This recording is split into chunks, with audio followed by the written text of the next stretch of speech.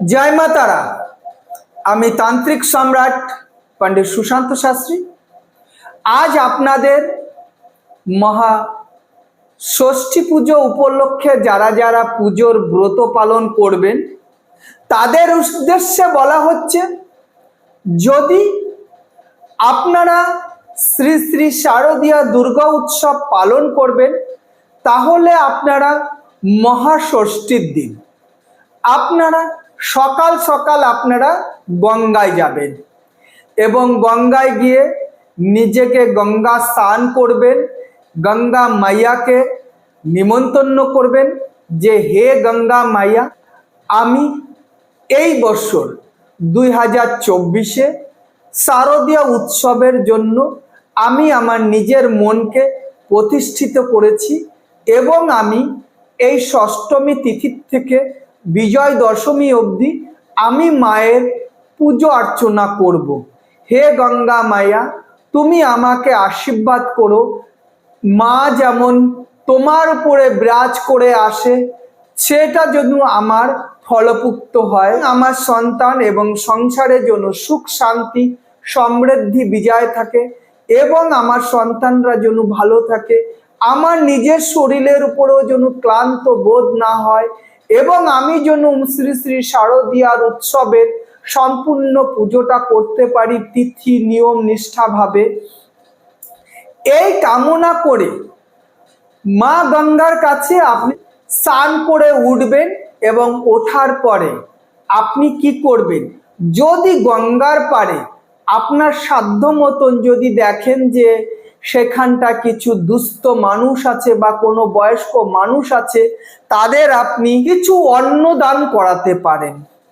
তাদের অন্নদান করালে কি হবে, আপনি শারদীয়া দুর্গাপুজোর উৎসবের আগেই যদি আপনি বৃদ্ধ বা বয়স্কদের যদি অন্নদান করান তাহলে মা দুর্গা আপনার পুজো সম্পূর্ণরূপে সে গ্রহণ করবে এবং আপনি যে পুজোটা করবেন সেই বৃদ্ধা মানুষ বা সেই অসহায় মানুষ আপনি যে তাকে অন্ন দান করবেন, সে যখনই মাথায় একটা হাত দিয়ে বা সে মনে মনে যখন উনি একটা কিন্তু আপনাকে খুব ভালো আশীর্বাদ করবে। কারণটা কি, অন্ন দানের উপরে কোনো দান নেই।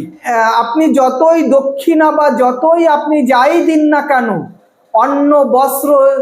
অন্ন আর বস্ত্রের উপরে কিন্তু কোনো দক্ষিণা নেই।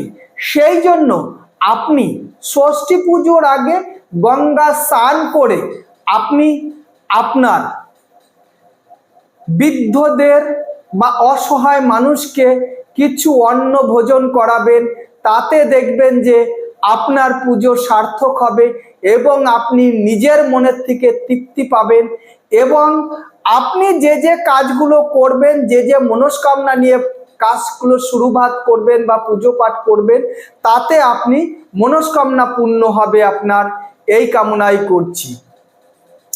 এবং আপনারা এই পুজোর আগে এই ষষ্ঠী পুজোর থেকে যদি আপনারা চেষ্টা করবেন মহা অষ্টমী অবধি কোনো রকম কোনো আমিষ খাবার খাবেন না, অল টোটালটাই ননভেজ খাবারটাকে অষ্টমী পুজোর পরে আপনারা ননভেজ খাবার খাবেন এবং আমি চাই যে আপনারা নিরামিষ খাবার খেয়ে মায়ের পুজোটা দিন। সেই জন্য আপনারা সর্বদাই চেষ্টা করবেন ভেজিটেবল খেয়ে, মানে নিরামিষ খাবার খেয়ে আপনারা পুজোটা করুন। শ্রী শ্রী দুর্গা মায়ের যে পুজোটা করবেন আপনারা জন্য আপনারাও এইভাবে পালন করুন, নিশ্চিত দেখবেন মা দুর্গার কৃপা আপনাদের প্রতি হবে, এই কামনাই করছি।